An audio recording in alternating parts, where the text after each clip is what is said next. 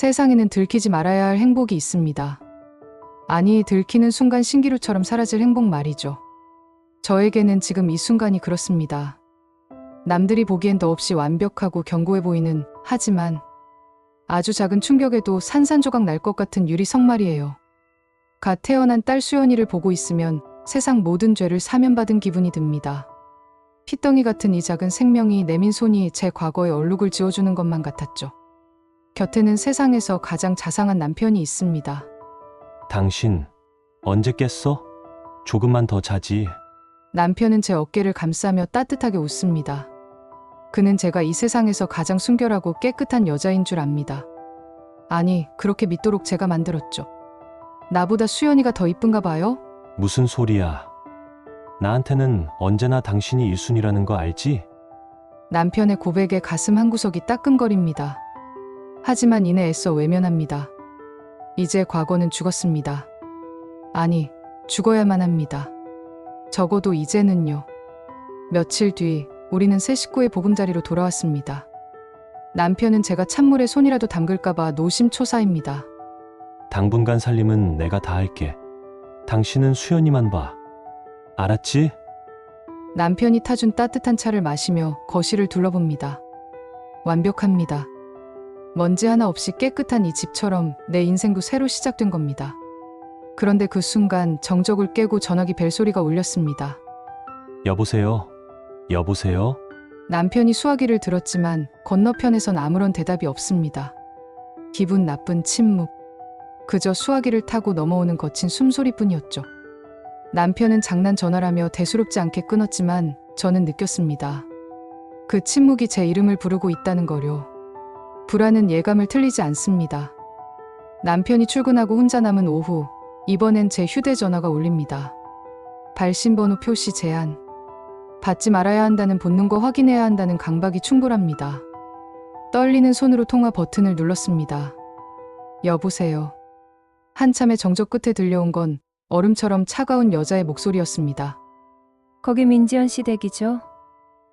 지연 씨랑 직접 통화하고 싶은데. 누구신데? 저를 찾으시죠? 민지연 씨의 과거에 대해 함께 얘기해보고 싶은 게 있어서요. 심장이 바닥으로 뚝 떨어지는 기분이었습니다. 과거. 그 단 한마디에 제가 쌓아 올린 유리성에 쩍 하고 금이 가는 소리가 들렸습니다. 남편에겐 절대로 들키지 말아야 할 제 인생에서 가장 추악했던 그 시간들이 수화기 너머에서 살아 움직이고 있었습니다. 도대체 누구일까요? 내 행복을 시기하는 망령일까요? 아니면 내가 뿌린 죄의 대가일까요? 창밖은 여전히 평화롭고 수연이는 새근새근 잠들어 있는데 저만 홀로 지옥의 문턱에 선 기분이 듭니다. 이제 시작입니다. 제 완벽한 행복을 무너뜨릴 사냥이 시작된 겁니다. 당신. 대체 누구야? 누군가 제 목을 조르는 꿈을 꿨습니다. 깨어나면 안심할 줄 알았는데 현실은 더 지독한 올감이었죠. 며칠 전 걸려온 그 전화. 과거를 알고 있다던 그 여자의 목소리가 환청처럼 귓가를 맴돕니다. 잊었다고 믿었던 이름들이 하나둘씩 수면 위로 떠오르기 시작했습니다. 남편이 수연이에게 입을 맞추고 출근할 때까지만 해도 세상은 평온했습니다. 하지만 현관문이 닫히자마자 기다렸다는 듯 휴대전화가 울립니다. 발신번호 표시 제한. 이젠 벨소리만 들어도 온몸에 피가 식는 기분입니다. 원하는 게 뭐죠? 당신 대체 누구예요? 원하는 거. 그게 뭐겠어? 돈이지. 상대방의 말투는 여유롭다 못해 잔인했습니다. 저는 애써 강한 척 소리를 질렀습니다. 이런 식으로 없는 사실을 만들어서 협박하면 경찰에 신고하겠다고요. 하지만 돌아온 대답은 제 영혼을 송두리째 무너뜨렸습니다. 경찰에 신고하시겠다고? 어디 한번 해보시지. 당신이 알고 있는 최태경 과장과 내가 알고 있는 최태경 과장이 같은 사람인지 아닌지 확인해보는 것도 나쁘지 않겠네. 최경태. 그 이름이 나오자마자 저는 무릎을 꿇고 말았습니다. 5년 전 가정이 있던 그 사람을 사랑했던 데가, 그 지독했던 불륜의 기록을 이 여자는 다 알고 있었습니다. 잠깐만요. 전화 끊지 말아요. 제발. 구걸하듯 매달리는 제 모습이 거울에 비쳤습니다. 남편이 세상에서 가장 순결하다고 믿는 아내의 얼굴이 말이죠. 여자는 비웃으며 500만 원을 요구했습니다. 당장 입금하지 않으면 남편의 회사로 모든 자료를 보내겠다는 협박과 함께요. 돈을 구해야 했습니다. 하지만 남편과 공동으로 관리하는 생활비 통장에는 손을 댈 수 없었습니다. 결혼 전 모아둔 비상금 통장을 탈탈 털었습니다. 손이 떨려 비밀번호를 자꾸 틀립니다. 제발, 제발 좀. 간신히 500만 원을 송금했습니다. 이제 됐겠지. 이걸로 끝이겠지. 그렇게 스스로를 속이며 집으로 돌아왔습니다. 하지만 지옥은 이제 겨우 입구를 지났을 뿐이었습니다. 퇴근한 남편이 통장 몇 개를 꺼내놓고 저를 부릅니다. 제 가슴이 철렁 내려앉습니다. 여보, 이상하네. 공과금이 연체됐다고 연락이 왔어. 잔액 부족이라는데 당신 확인해봤어? 심장이 입 밖으로 튀어나올 것 같았습니다. 제가 협박범에게 보낸 돈 때문에 생활비 통장에 구멍이 난 겁니다. 저는 당황해서 남편의 손에서 통장을 뺐다시피 가져왔습니다. 아, 그거 은행 차고일 거예요. 내일 제가 가서 알아볼게요. 당신은 신경 쓰지 마요. 남편의 눈에 의구심이 스칩니다. 평소답지 않게 날카로운 제 반응에 당황한 눈치였죠. 저는 황급히 주방으로 도망치듯 들어갔습니다. 컵을 든 손이 달달 떨려 물소리조차 소름 끼치게 들립니다. 겨우 500만 원으로 입을 막았다고 생각했는데 그건 착각이었습니다. 한 번 시작된 갈취는 멈추지 않을 겁니다. 제 통장 잔액은 바닥을 드러냈고 남편의 의심은 싹을 틔우기 시작했습니다. 휴대전화 액정이 밝아집니다. 입금 확인. 다음은 2천만 원이야. 3일 줄게. 숨이 막힙니다. 거실에선 남편이 수연이를 품에 안고 옹알이에 대답하며 웃고 있습니다. 저 따뜻한 웃음소리가 언제 비명으로 변할지 모른다는 공포가 저를 잠식합니다. 저는 이제 더 이상 물러설 곳이 없는 벼랑 끝에 서 있습니다. 돈을 만들 수 없다면 다른 수라도 써야 합니다. 무슨 짓을 해서라도 이 가정을 지켜야 하니까요. 그게 설령 돌이킬 수 없는 범죄일지라도 말이죠. 죄의 대가는 이자가 붙어 돌아온다고 하더군요. 제가 저지른 과거의 불장난이 누군가에겐 평생을 태워버린 불길이었다는 사실을 이제야 깨달았습니다. 그 불길이 이제 제 집 앞마당까지 번져오고 있었습니다. 더 이상 전화를 피할 수 없었습니다. 직접 만나서 돈을 주겠노라 제안했죠. 제 눈앞에 나타난 여자는 생각보다 너무나 젊었습니다. 아니, 아직 아이 같은 얼굴이었죠. 그 얼굴을 확인하는 순간 저는 숨이 멎는 것 같았습니다. 너 설마... 왜요? 최경태. 그 남자가 우리 아빠예요. 민주. 5년 전 제가 그 사람과 여행을 떠나기 전날 밤 전화기 너머에서 아빠를 찾으며 울던 그 꼬마였습니다. 그 아이가 자라 제 앞에 나타난 겁니다. 사냥꾼의 눈을 하고 말이죠. 민주는 조소 섞인 미소를 띠며 말했습니다. 자기 엄마가 매일 밤술로 지새우며 망가질 때 저는 정작 쏙 빠져나와 다른 남자와 결혼의 행복을 누리는 꼴을 볼 수 없었다고요. 3천만 원 가져와요. 그럼 조용히 사라져 줄게. 3천? 그 큰 돈을 갑자기 어디서 구해? 제발 부탁이야, 민주야. 남의 가정 깨는 건 괜찮고 자기 가정 다치는 건 무섭나 보지. 3일 줄게요. 못하면 아저씨한테 다 말할 거야. 집으로 돌아오는 길 현관 앞에 덩그러니 놓인 꽃바구니를 발견했습니다. 보낸 사람 이름에 적힌 세 글자. 최경태. 제 심장이 멎는 것 같았습니다. 그때 마침 남편이 퇴근하며 들어옵니다. 웬 꽃이야? 최경태. 이 사람이 누구야? 당신 아는 사람이야? 남편의 무고한 질문에 머릿속이 하얘졌습니다. 저는 미친 사람처럼 꽃바구니를 빼서 들었습니다. 배달이 잘못 온 거라고 전혀 모르는 이름이라고 횡설수설하며 집 안으로 뛰어들어왔죠. 민주는 이미 제 일상 깊숙이 칼날을 들이밀고 있었습니다. 제 명의로는 대출 한 푼 나오지 않았습니다. 친구에게 보증을 서달라 애원했지만 단칼에 거절당했죠. 3천만 원. 제 행복을 지키기 위한 통행료치고는 너무나 잔인한 액수였습니다. 자고 있는 수연이의 얼굴을 보며 결심했습니다. 무슨 수를 써서라도 이 평화를 지켜야 한다고. 민주가 원하는 건 돈이 아니라 제 파멸일지도 모릅니다. 하지만 전 포기할 수 없었습니다.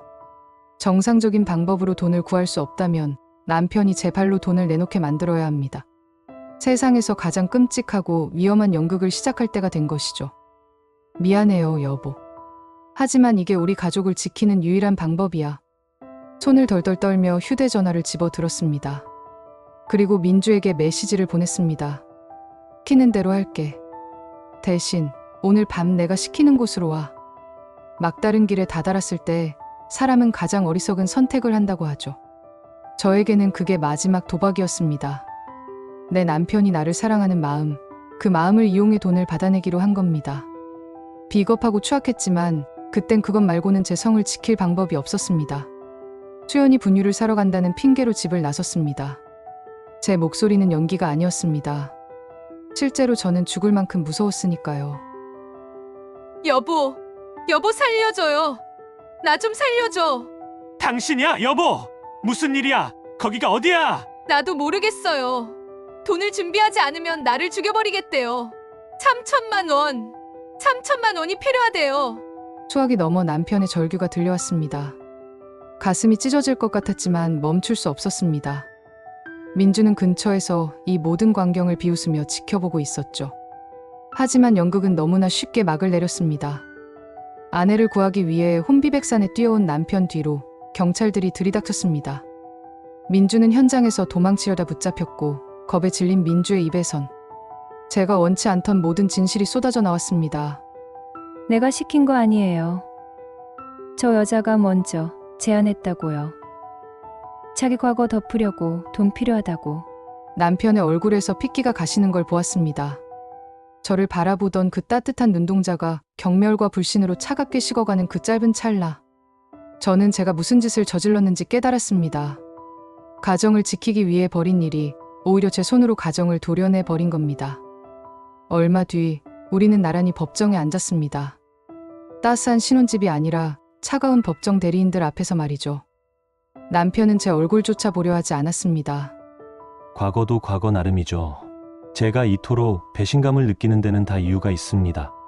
적어도 남의 가정을 깨뜨린 파렴치한은 아니었습니다. 저는 남편의 말 한마디 한마디가 제 가슴에 박혔습니다. 제가 지키고 싶었던 건 제 행복이 아니라 남편의 눈에 비친 깨끗한 나라는 허상이었을지도 모릅니다. 저는 우울하며 매달렸습니다. 정말 사랑해서 그랬다고, 당신과 수연이를 잃고 싶지 않아서 미쳤던 거라고요. 하지만 무너진 신뢰는 눈물로 붙여지지 않았습니다. 남편은 이혼 신청 서류를 꽉 쥔 채 고개를 돌렸습니다. 평생을 약속했던 사랑이 사기로 치부되는 순간이었습니다. 가장 무서운 복수는 칼을 휘두르는 게 아니었습니다. 내가 가장 소중히 여기는 사람의 눈에서 나라는 존재를 지워버리는 것. 민주는 결국 그 복수에 성공했습니다. 저는 이제 빈 껍데기만 남은 채 판사의 입술만 바라보고 있습니다.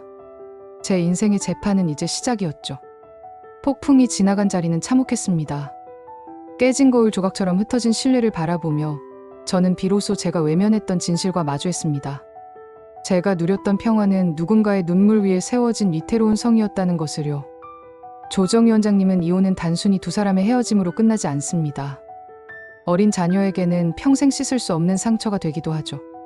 과거가 비난받아 마땅하지만 지금의 가정을 지키려 했던 절박함 또한 외면할 수 없다고 말씀하셨습니다.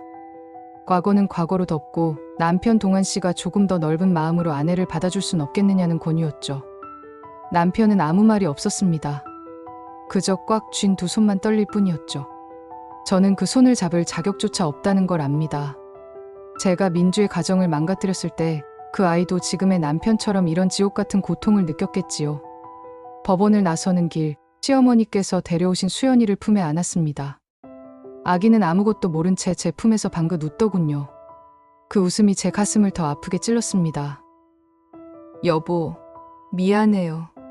당신을 속여서, 그리고 당신의 자부심을 망가뜨려서. 남편이 멈춰섰습니다.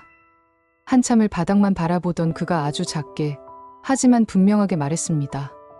당신을 용서하는 게 아니야. 우리 수연이가 나처럼 혹은 그 민주라는 아이처럼 아빠 없는 아이로 자라게 하고 싶지 않아서야. 그건 용서라기보다 차라리 인내에 가까운 선언이었습니다. 하지만 저에게는 그조차 과분한 기회였습니다. 우리는 다시 한 집으로 돌아왔습니다. 예전처럼 매일 웃음꽃이 피지는 않습니다. 남편의 눈에는 여전히 서늘한 슬픔이 서려 있고 저는 매 순간 속죄하는 마음으로 살림을 합니다. 하지만 이제는 압니다. 진정한 행복은 과거를 지우는 것이 아니라 그 잘못을 짊어지고 묵묵히 나아가는 데 있다는 것을요. 저는 민주에게 편지를 썼습니다. 진심 어린 사과와 함께 언젠가 그녀의 상처가 아물기를 바라는 마음을 담아서요. 깨진 거울은 다시 붙여도 금이 남습니다.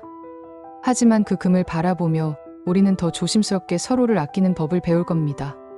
수연아, 엄마가 정말 잘할게. 다시는 부끄러운 엄마가 되지 않을게. 인생이라는 길 위에서 우리는 누구나 실수를 합니다. 하지만 그 실수를 어떻게 책임지느냐가 그 다음의 인생을 결정하겠죠. 저는 이제 제 과거를 숨기지 않고 그 무게만큼 더 뜨겁게 제 가족을 사랑하려 합니다. 여전히 아프고 쓰리지만 제 유리성은 이제 조금 더 단단해진 것 같습니다.